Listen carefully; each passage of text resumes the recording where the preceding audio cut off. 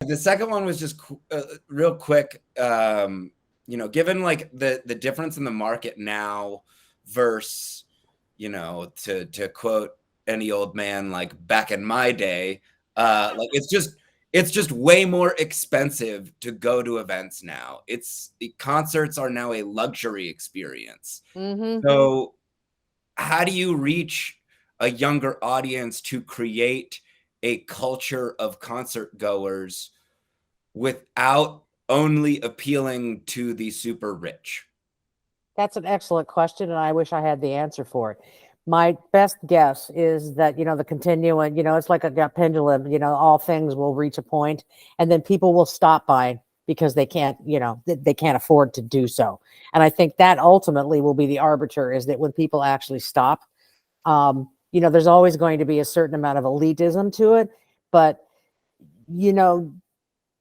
again, is that, those 10 big acts and those, 35 different big buildings,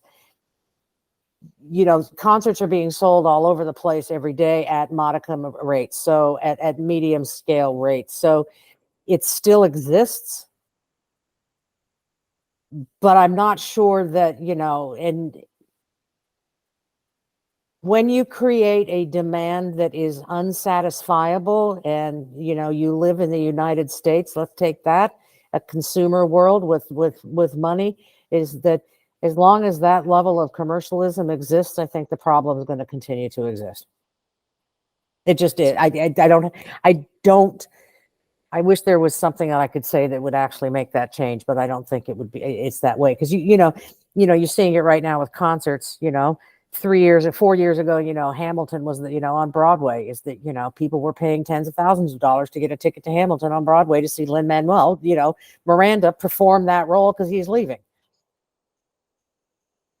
Yeah, I think that. Thank you for your honesty there. It's something that like I notice as someone who's like a Fish fan, and I talk to people who have seen Fish like 200 times. My brother's seen them over 100 times, and that's just like not sustainable currently unless you have a whole lot of money.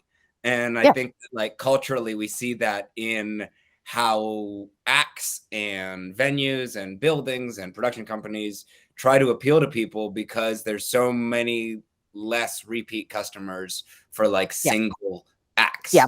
And I mean, eventually that these kind of prices can't hold. I mean, eventually it has to break. It just does. And then there's some kind of a reset that will happen. I think a lot of this is also reactionary to,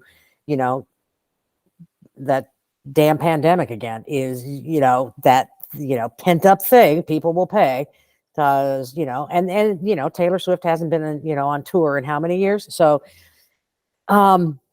eventually with all markets, they break and then they balance and they reset and then they balance.